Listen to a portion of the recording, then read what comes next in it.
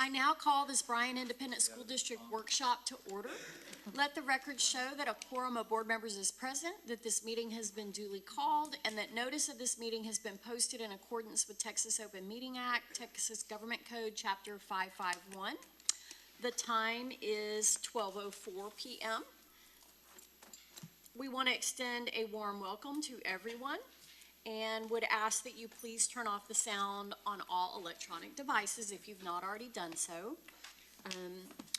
We will now move on to the rest of our agenda, starting with citizen comments. Citizens may make comments about topics relevant to district business. Topics should be limited to 3 minutes, and comments concerning specific students or personnel will be heard in closed session.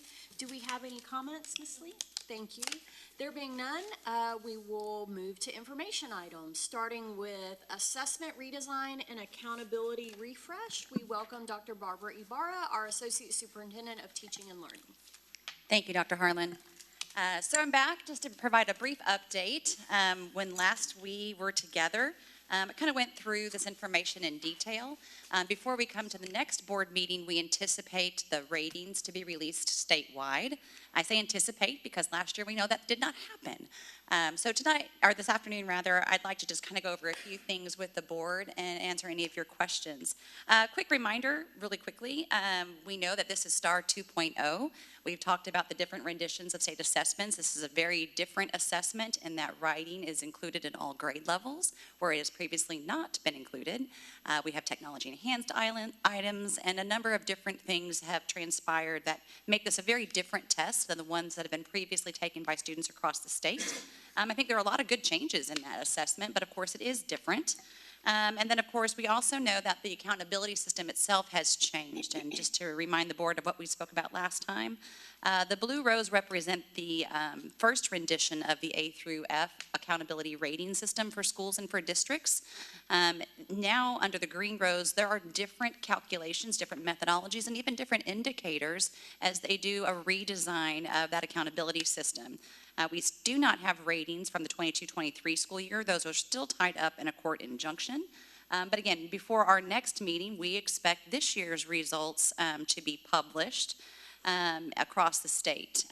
If you recall back in May of the 22-23 school year, the Commissioner of Education actually put on a video for all school board members what to anticipate with those ratings when they came out. And you see there in the red box, we've talked about this before, they've been warning us all along that under this new calculation and methodology, you could improve under the system and still receive a lower letter grading because it is not the same test and it is not the same accountability system, although it is still called the same thing and they're using the same letters to do the official ratings. And so he did help districts out and help board members out and produced a video where he explained that. And much as he's foreshadowed, basically districts and campuses should expect to lower a letter grade rating. If you're a high B, you might drop to a low B. If you're a mid B, you might drop to a C. That campuses and districts should prepare for that, and that is not an indication that your schools did not fare well this year as compared to the prior year. Rather, it's evident of a new system, a new rating, and a new assessment as they redesign and refresh STAR and the accountability assessment. But you can see there that basically if you were an A, you should expect to go down a grade and so on and so on. So in advance of those ratings being public and to make sure that there's no miscommunication, schools should expect a lower grade rating. We expect a lower grade rating. Again, it's been told to us for years now, a couple of years now, that that's what's coming to the schools across the state. And again, just don't want any misunderstanding out there that somehow the schools aren't performing as well as they did the year prior. They certainly are. They're working hard. But under this system, it will look differently for schools and school systems.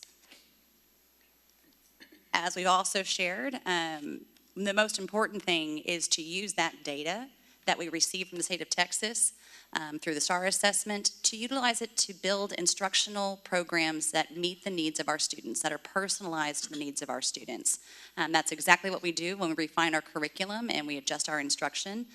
We make sure that it's all in alignment. We make sure that it's the same at one campus as at another, so as our students are mobile across the district, they have confidence moving into that next classroom.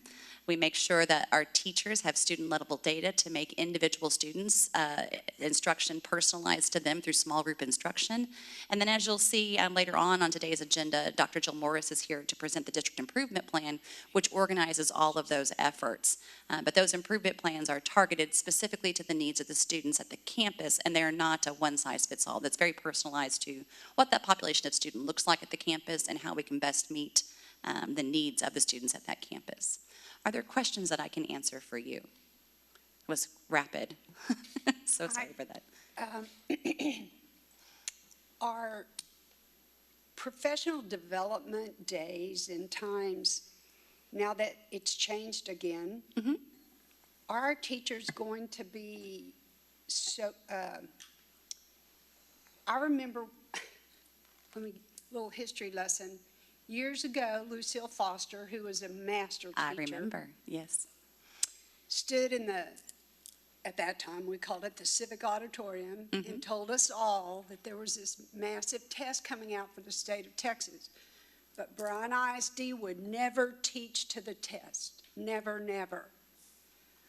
Well, now are our teachers going to have to spend a whole lot of time in professional development, learning how to teach to the test? That's a great question, Mrs. Waller, and I'm pleased to tell you that no, that is not the case. And in fact, one of the good changes about the change in the STAR test itself is that it more accurately reflects what goes on in the classroom. Good. We use technology-enhanced items, and we'd use those on our assessments, the drag and drop. The kids practice with them. It's more natural for them. We write across the curriculum, and so we need to refine how they want us to write according to those rubrics. Everyone needs to adjust to what that is. But it's all aligned to the standards. And so when we teach to the standards, that's the minimum expectation. We meet the measure of the test. And so it's just important that we continue to focus on that. And that's what our instructional coaches, our curriculum coordinators, that's where they district-wide ensure that that's happening in every classroom. It's a great question. Y'all have heard me say it before, I'll say it again, just in case someone's listening for the first time, that we've been talking about the accountability refresh for over a year now, correct? 2. Yes. Last year, they delayed the refresh because of court Yes. cases and challenges, and now they're actually in the process of implementing.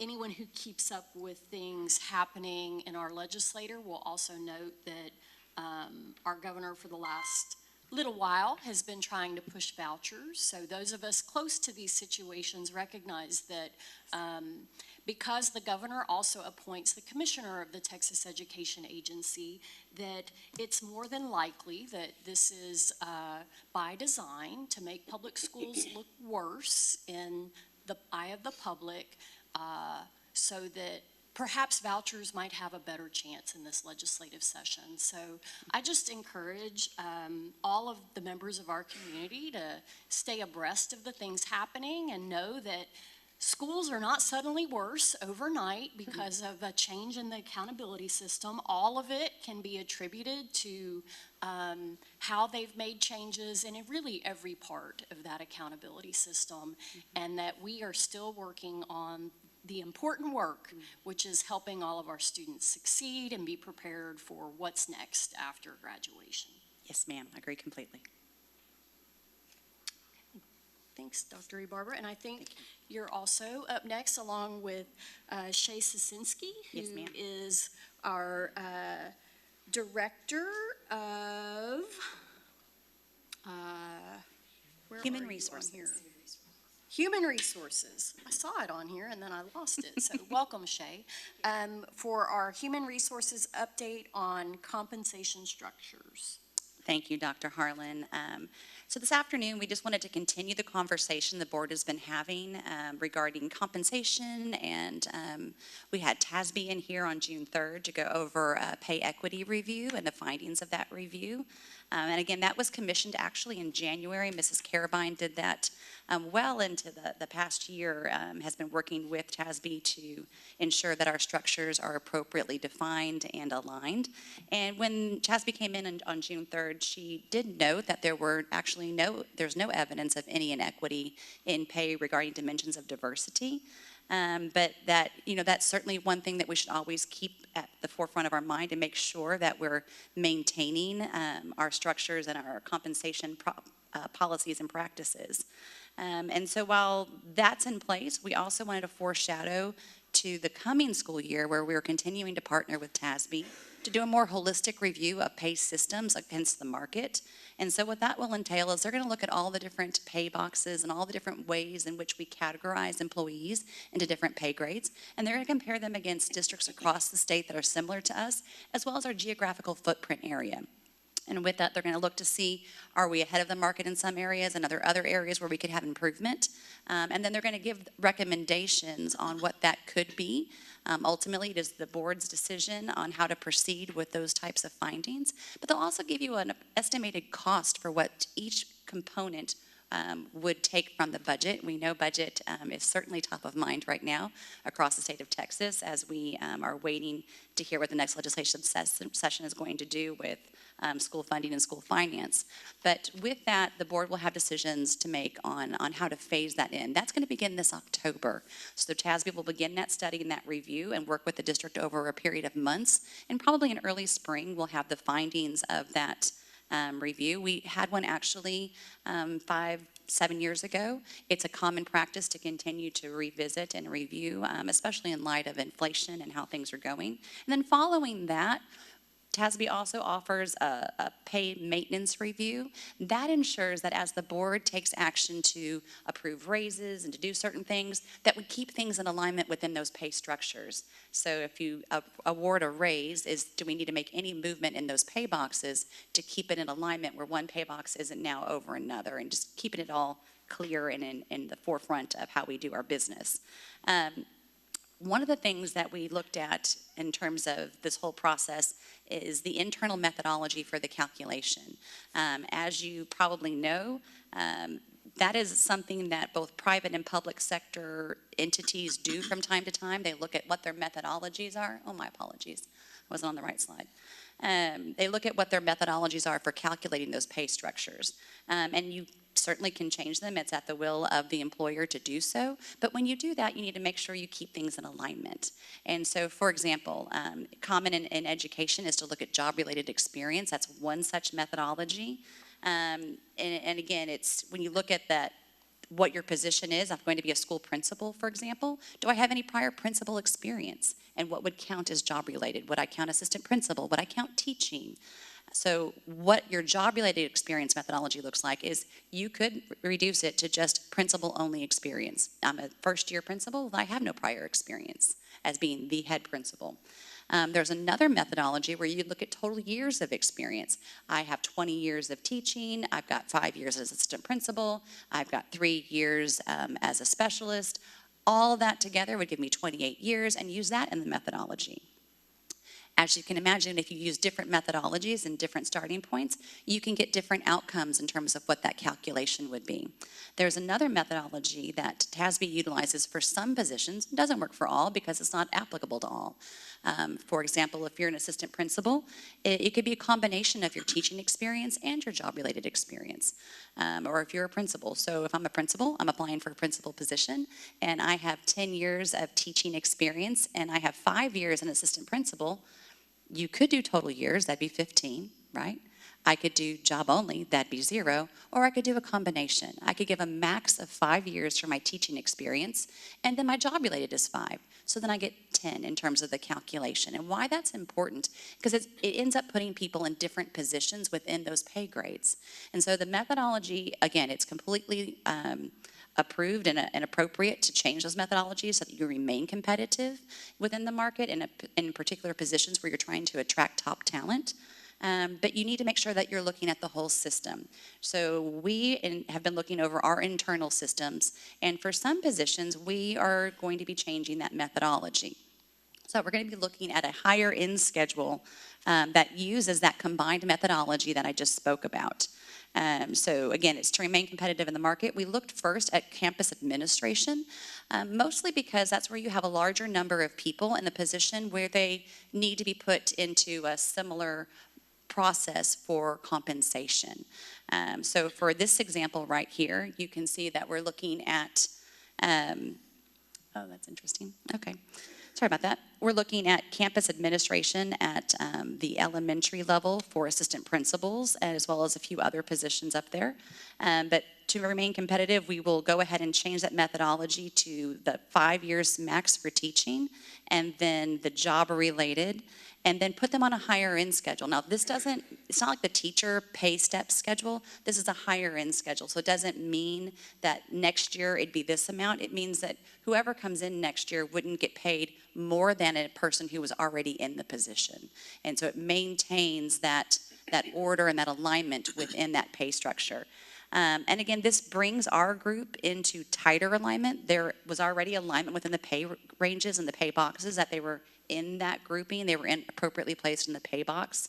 But this brings a tighter alignment to it. It's also very similar to what they experienced as teachers. And so for a lot of positions, it makes sense and it seems appropriate to continue that system of placement. You'll notice on the screen that this is actually a daily rate. Because we have people on different lengths of contracts. So some are on a 206 or 207, some on a 220, and some on a 226. And so we don't look at total compensation. Instead, we look at the daily rate to make sure that it's actually in alignment, because it can be the same salary but a different number of days.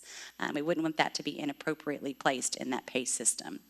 And again, as the board makes those adjustments in future years for any raises in salary or compensation, that's why that pay maintenance review would be so important, to come back and look at these higher end schedules for assistant principals across the board, to ensure that they stay in alignment and that someone who's in the position doesn't suddenly make less than somebody who's newly hired to the position. Oh, there we go. I am happy to announce that we have the compensation book out on our website. So it is under the careers tab, and it also has the data tables as well on there for the higher end schedule. The higher end schedule is not necessarily new for us. We have it for paraprofessional positions, but it is new to have posted for our other positions. It helps with our transparency. We've encouraged staff to reach out to us. They have found it on there and have questioned some of the things on there. But it's just been a positive impact on the HR. Skyward is really going to help us with some of these. We was actually in Skyward training this morning and showing more ways of being efficient, and the functionality and reporting that's going to happen with the compensation piece as well. And then finally, just as a part of the district's compensation plan, I think it's important to once again acknowledge the work of the Finance Department and the Board of Trustees. While we could balance the budget, despite the Texas public schools funding issues across the state, the board prioritized remaining competitive, and compensation was a top priority for its employees. And just wanted to thank you. And so on the screen, just as a reminder, I think it's important to note what the board actually approved and how impactful it is to our employees. A new year teacher, first year teacher in Bryan ISD, the starting salary is $51,000. There's a sign-on bonus for those teachers of an additional $1,000. And then throughout the year, in December and then again in May, a 2% stipend is paid out to employees. So a first year teacher in Bryan ISD makes $54,040. That's an incredible investment in our employees. If you go across the screen there, you'll see a 15-year returning teacher similarly gets the base salary with the retention stipends in September, December, and May, for a total compensation of over $60,000. And if they're a teacher incentive allotment designated teacher, that payout could range between $3,400 and $29,000 additionally each year on top of that amount. And then for all employees, the Board of Trustees, for those employees that are not in the A6 or above category, also received the stipends in September, December and May for this coming year, for a total of 6% on top of their base salary. That is unheard of across the state of Texas. And again, worthy of noting, appreciation for the board's leadership and the work of the finance department to make that happen, given the budget situation across the state of Texas. Can I ask a question there? Yes, sir. I understand this is total financial compensation, but this isn't It isn't actually everything. total You're absolutely right, sir. compensation. And I have a little bit of an issue because there's a lot more that goes in there from healthcare and everything else that we're paying for that is compensation. I agree To completely. having that term, their total compensation, because it's not. Well, not and the really board has reflected. actually shown tremendous leadership in paying additional funds into the employee health care program so that it did not impact employees, and that is also appreciative. You're right, Mr. McCall, will Right, take care of that. and I mean, I've asked for a number of years, and we might be getting closer to the systems where we can print out Total for compensation. employees what their total compensation package is and what it includes beyond just. And the benefits of the health care, the clinic, all the things that we can utilize. You're absolutely right. Because we are self-insured, We are. which means that we don't use what many school districts do for healthcare, so our employees spend less out of pocket, which is our goal. It is.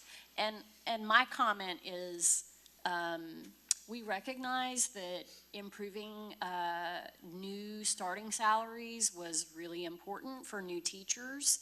But many of us, since the beginning, have said we can't just stop there. Like trying to improve, honestly, I'm embarrassed that a 15-year veteran only makes a bit more than a starting teacher. So I'll say that publicly. That's an area that we need to continue to invest, and I'm hopeful that our legislators will also see that need and help us be able to do that. I know as a district, we're positioned efficiently now, trying to make sure that when we do get some funds from the state, we are able to do additional and more permanent increases. Thank you, Dr. Harlan. And again, the TASB holistic review of the pay structures and pay systems against the market will be very helpful with that as well, and provide you data to make informed decisions. Thank you. I think that, I know there's been so much study done, and I appreciate, this is tough. And it's been a relatively short period of time. It seems like that the HR department, well, everybody, administration has worked on this. I want to bring to light again, we have as many as 7 different duty days, what would you call it? Right, like at least 7 different ones. At least, yes, ma'am. So when we talk about comparing salaries along with all the complicated things that you said that we've done to try to help bring everybody up to standards, we still have to remind people that the days that you're expected to be at work is different Yes. for so many different positions. And so those duty days have a whole lot to do with what you're making. They surely do. You're absolutely right. It's important to look at that daily rate just to keep it all clear.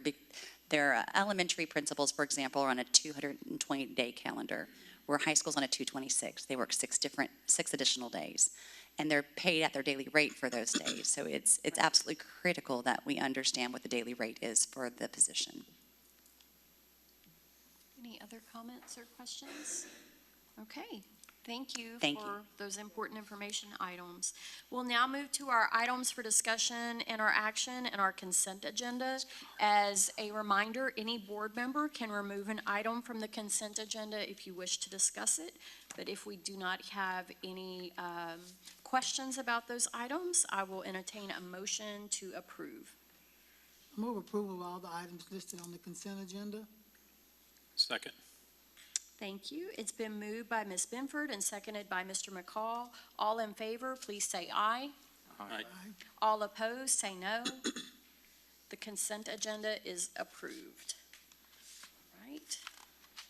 We will now move to our first item on our regular agenda under Business Services.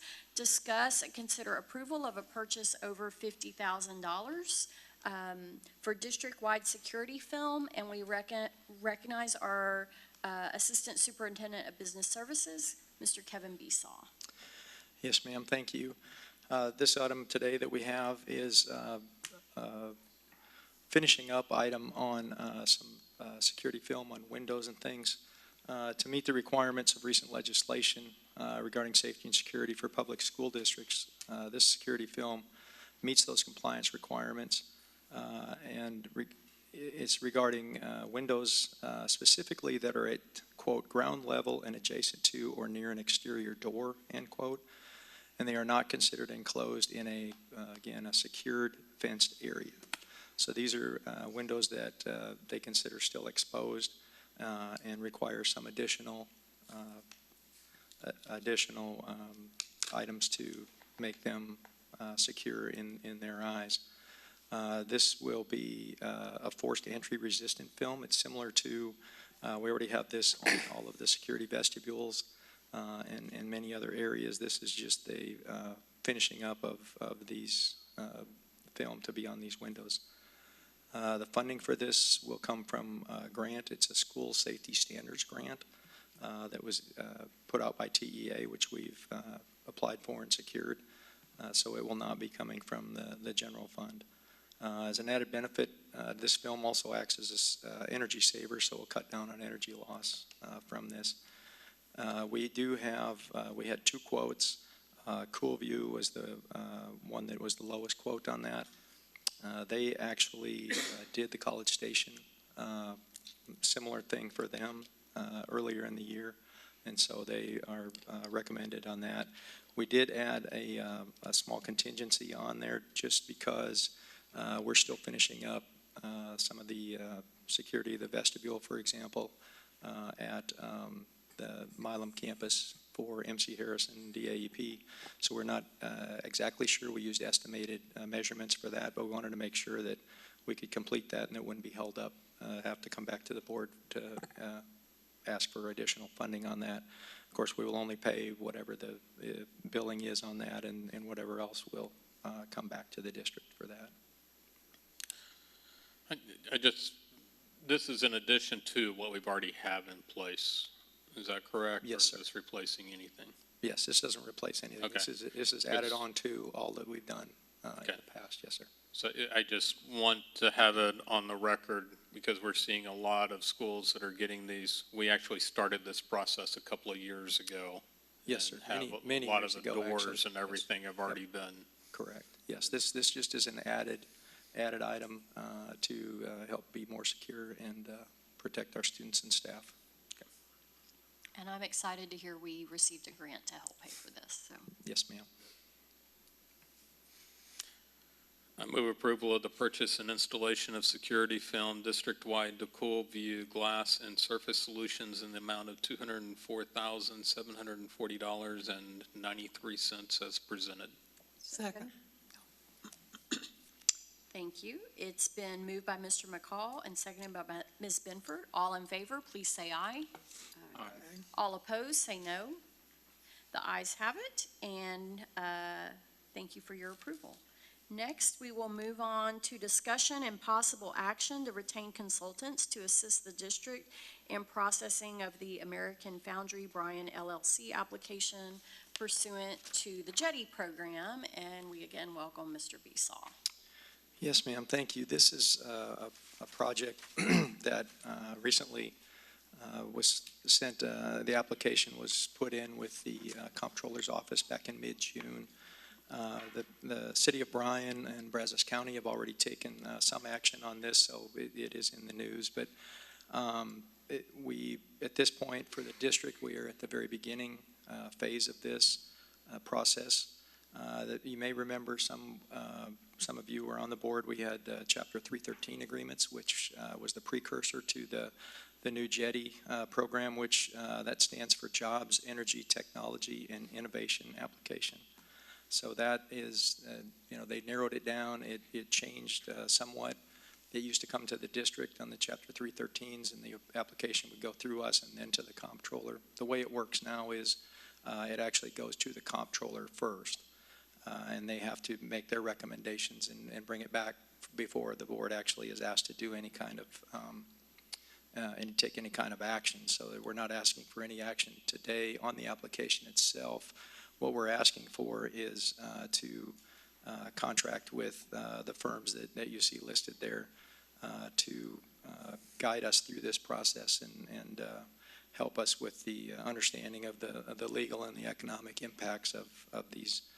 The fee for these, excuse me, the fee for these firms is split. Actually, the application fee that's paid by the company that filed the application with the comptroller was $30,000. Is similar to the 313 agreements. That amount is split basically to the consultants, and so basically the district acts as a pass-through. We are not paying anything for this. That's actually using the application fee from the company to hire the consultants to help us navigate this process. Okay, any questions about this? I think that needs to be stressed, that it's not district money that's being used for this. I think there's been some, I don't know, misunderstanding. It's already out there. Can you repeat where it all comes from? Yes, sir. So, yes, ma'am. Sorry, Ms. Waller. So the company, when they file their application with the comptroller's office, a part of that is that they file, pay an application fee to the district. And so that application fee then gets split between the consultants that we're asking you to move forward and hire today. And so the money that we're paying them is money that came directly from the company through us. So we're From American Foundry, correct? I'm just clear as well. From the company that is yeah, the actually wanting company to that- locate yeah. here or looking at it. correct, yeah. Thank you. Yes, sir. And so the district is actually out $0 on this. It comes from American Foundry to us and then we'll distribute that to the consultants if you pass that today. Thank you. I move to retain Hanlon, Demerith, and Castillo, and Moat Casey and Associates to assist the district in processing the Jobs, Energy, Technology, and Innovations JETI application from American Foundry Bryan LLC. Second. Thank you. It's been moved by Mr. Gonzalez and seconded by Mr. McCall. All in favor, please say aye. Aye. All opposed, say no. Motion passes. Thank you. Thank you. All right, we'll now move to teaching and learning. Consider approval for the 2024-2025 District Improvement Plan. And we're going to welcome Dr. Jill Morris, our Director of Accountability, Research, Evaluation, and Assessment.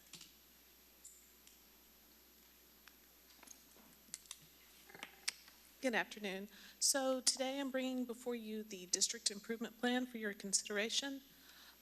This is the result of a lot of work from a lot of different people, but when we start this process, we always ground ourselves in the district mission and vision so that we are sure that this plan aligns with where the district wants to go. We also want to make sure, because you've seen lots of plans that we have to have, state-required plans, House Bill 3, targeted improvement plans. So we want to make sure all of our plans are in alignment. So guided by the Board of Trustee goals, we create the rest of our plans. Just briefly, the process. We have two primary groups of people that work on these plans. The first one is the District Continuous Improvement Leadership Team, DCILT is what we call them. And this group is made up of district leaders from all departments that come together once a month to work on various projects, but one of the primary projects is this District Improvement Plan. And so that group looks at the needs, looks at all sorts of data, not just test scores, but all sorts of data from the district, and develops a comprehensive plan for the district. And then it's a continuous improvement. This is a living document. Every quarter we go in and update it, make changes as needed so that it's reflecting the work that we're doing in the schools. The other group is where we get a lot of our teacher and parent and community feedback. which is the DEIC District, I always get this wrong, Education Improvement Committee. And we take the plan to them for their review and feedback, make adjustments based on that feedback, and then update them throughout the year. So we have 5 primary areas of focus that you can see here. And so just going into them a little more detail, and I will say this is a very high-level overview. This plan is over 60 pages. So I'm not going to go through all of it. We're just going to get the real high-level stuff. So our first goal is an academic goal. That's what we're here for.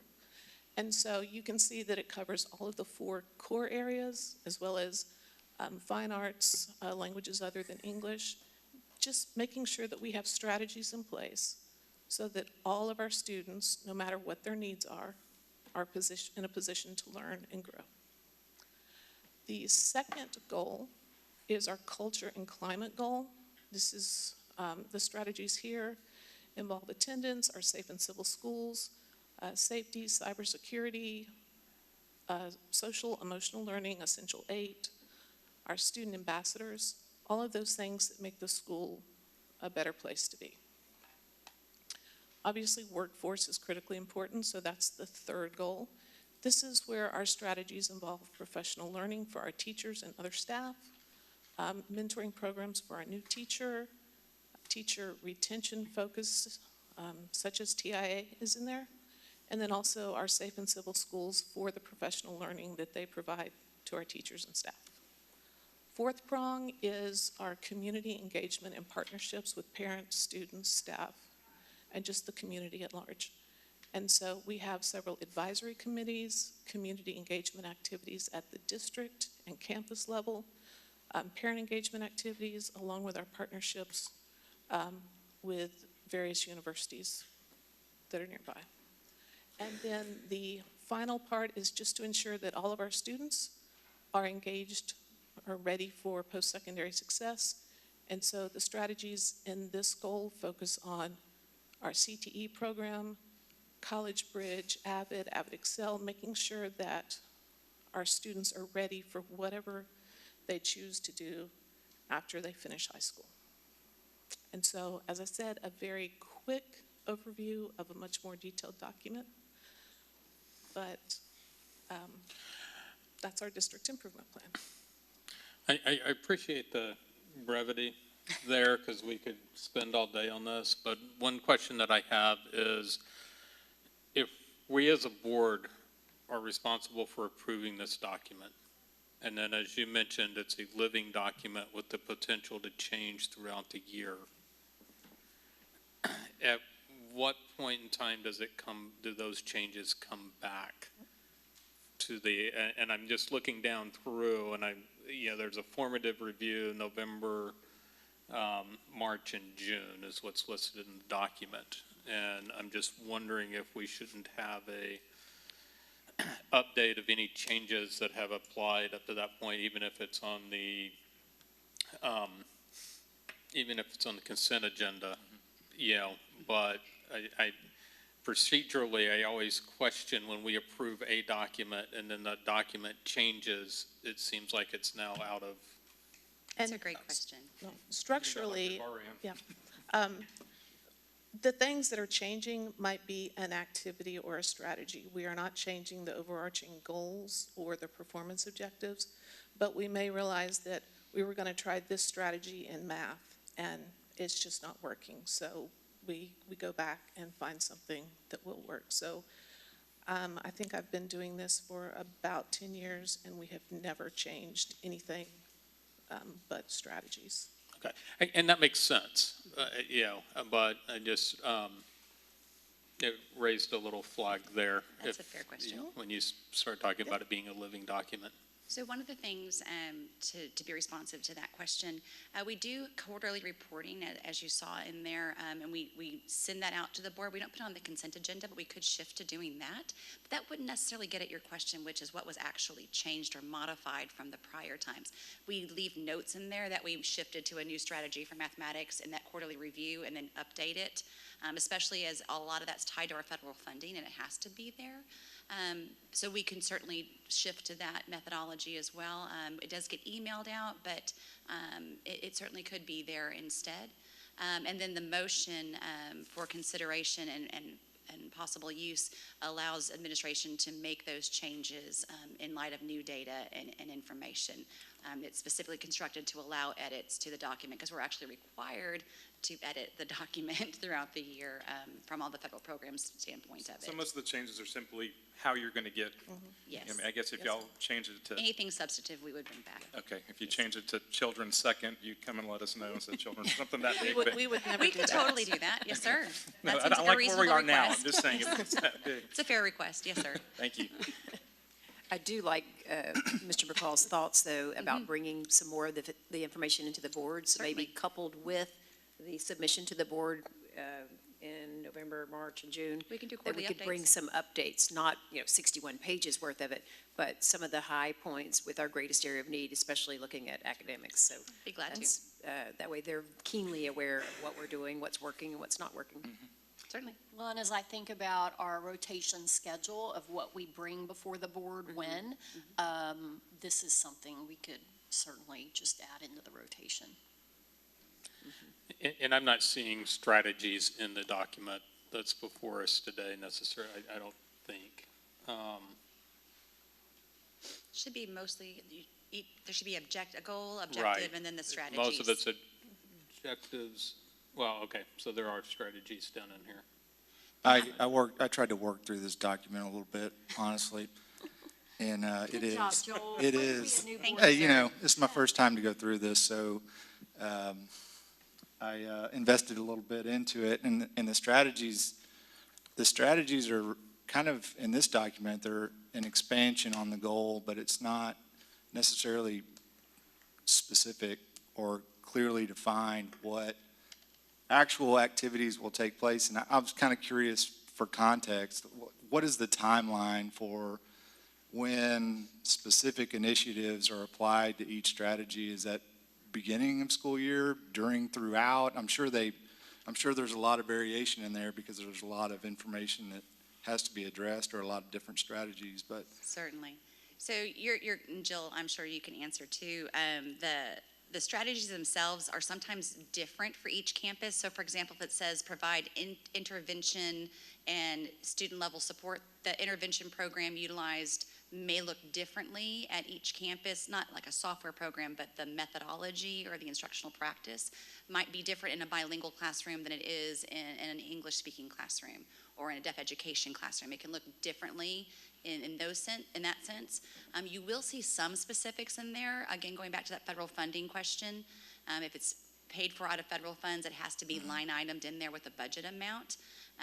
But those types of, that kind of personalized to the campus, it could look differently in each location, each grade. What would you add? And when we bring, usually sometime early fall, we bring the campus versions of this, and those will have more specifics that relate to each campus.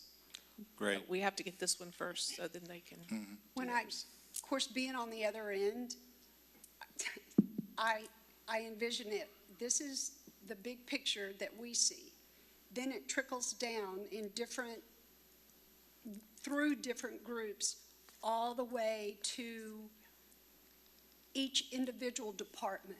I mean, it doesn't even end at the principal or administration. These go all the way down where departments are responsible.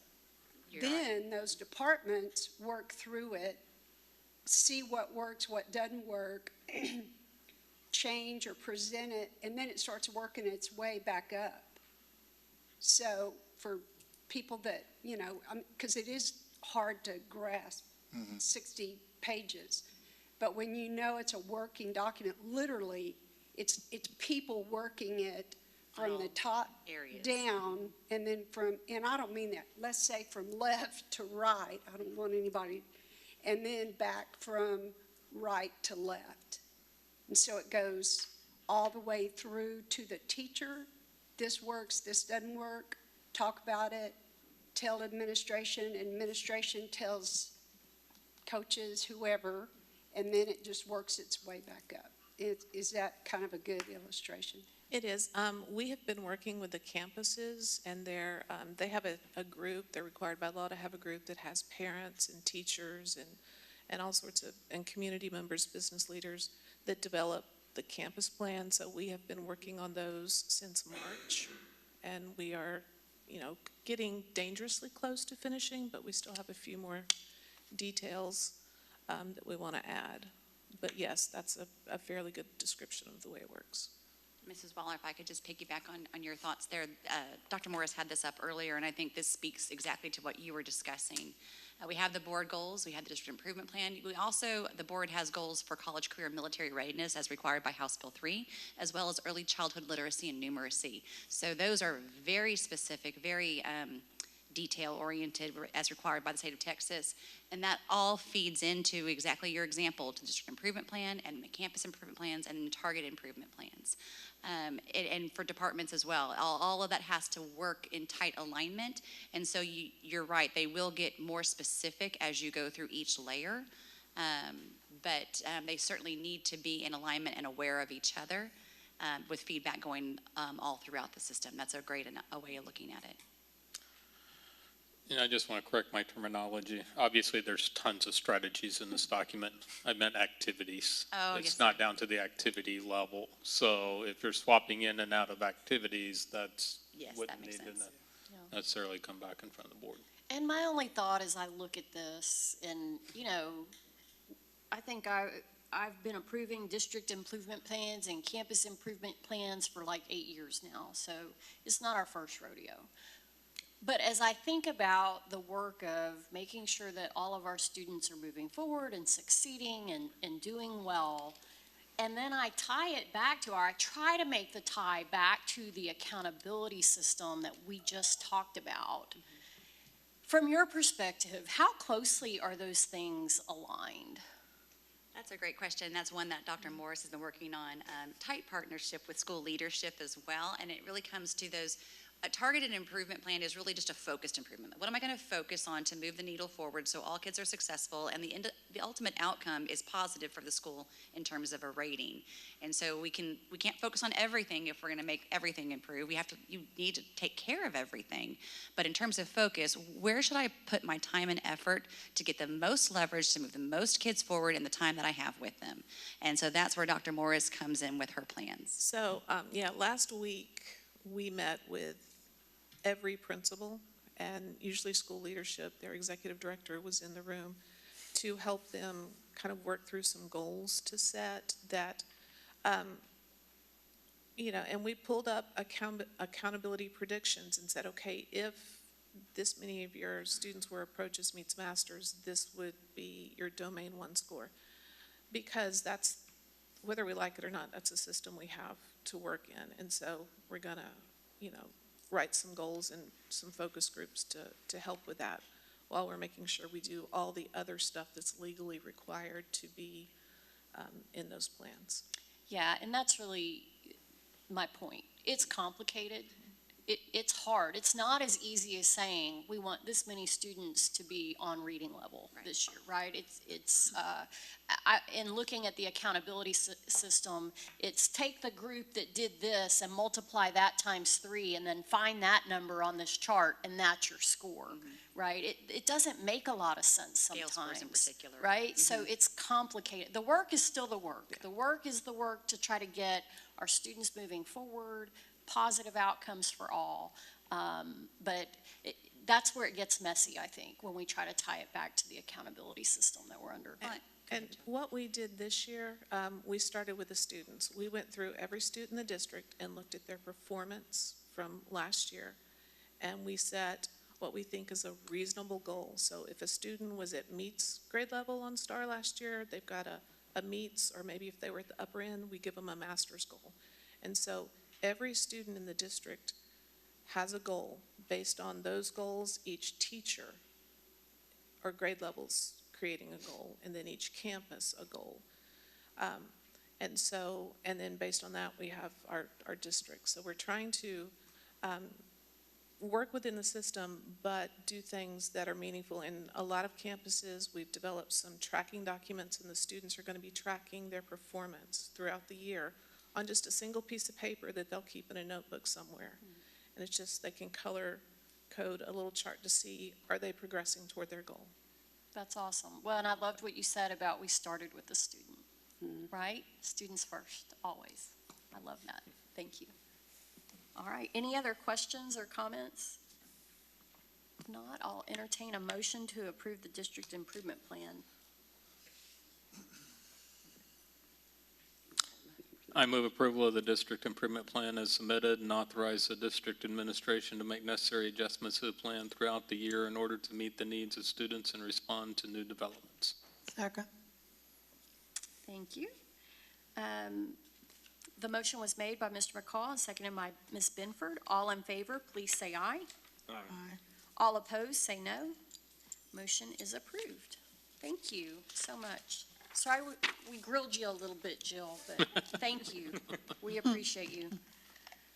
All right, next we move to local governance, and we will discuss and consider approval of a delegate and an alternate to the 2024 Texas Association of School Boards TASB Delegate Assembly. This has me listed as presenter. So what I did is I polled the board and asked who was interested.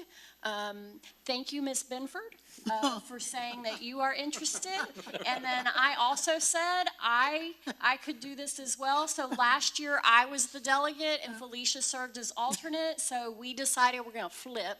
So this year Felicia will be the delegate and I'll be the alternate. So to make this official, we have a motion.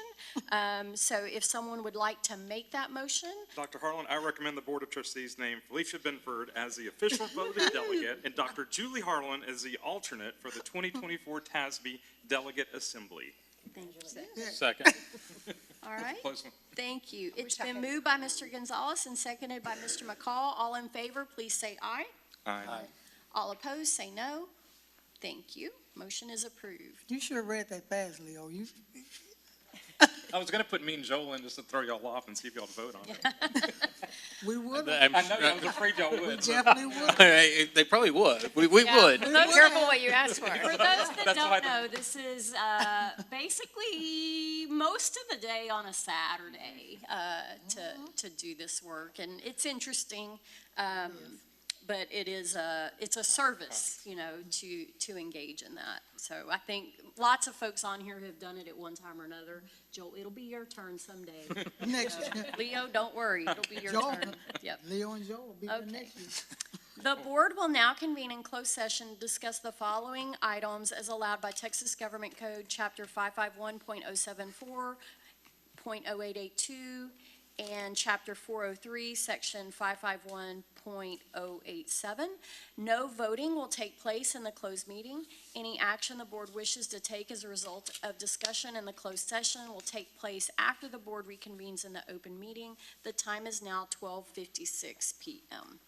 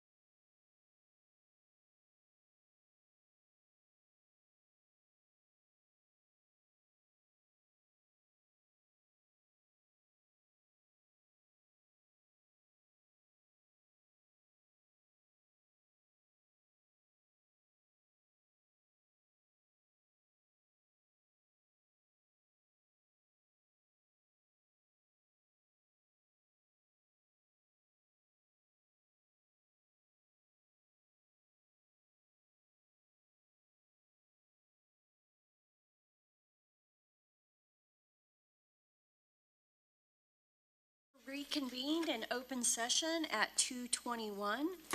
No action was taken in closed session, and the meeting is now adjourned. Thank you all.